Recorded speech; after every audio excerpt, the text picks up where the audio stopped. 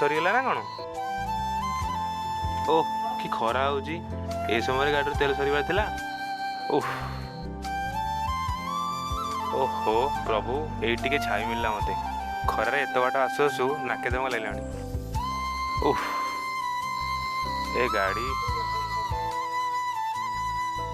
ଭାଇ କ'ଣ ହେଇଛି? ଭାଇ ତେଲଟା ସରିଗଲା। ଗାଡ଼ି ଆଗରେ କେଉଁଠି ଦୋକାନ ଅଛି କି? ହଁ ଭାଇ, ଦଉନ ପଇସା, ଆମେ ଆଣିବୁ ହେରି। ଭାଇ ନିଅ ପଇସା, ତେଲ ଟିକେ ନେଇ ଆସ, ମୁଁ ଏଇଠି ଠିଆ ହେଇଛି। ହଁ ହଉ। ଯାହା ହଉ ରେ, ଆମେ ତାଠୁ 100 ଟଙ୍କାଟା ବୁଲେଇ ଦେଲେ। ହଁ ଭଲ ହେଇଛି। କୁଆଡ଼େ ଗଲେ ମାନେ? ଏପର୍ଯ୍ୟନ୍ତ ଆସିଲେନି। କ'ଣ କେତେବେଳୁ ପଇସା ନେଇ ଗଲାନ୍ତି, ଏତେବେଳେ ଆସିନାହାନ୍ତି?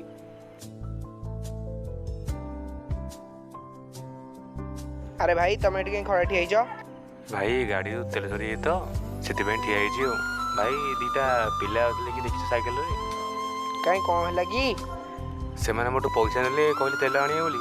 ଏପର୍ଯ୍ୟନ୍ତ ହେଲେ ଆସିନାହାନ୍ତି। ଜଣେ ଧଳା ଶାଢ଼ୀ ପିନ୍ଧିଥିଲା, ଆଉ ଜଣେ ଗୋଲାପୀ କଲର ଗଞ୍ଜି ପିନ୍ଧିଥିଲା। ଆରେ ଭାଇ, ସେ ଦିଟା ମୁଁ ଚୋର। ତମେ କାହିଁ ତାକୁ ପଇସା ଦେଲ? ଆରେ ଭାଇ, ମୁଁ କେମିତି ଜାଣିଥିଲି ଚୋର ବୋଲି? ସେମାନେ ତ କହିଲେ ଦିଅ ପଇସା, ଆମେ ନେଇ ଆସିବୁ ତେଲ ବୋଲି।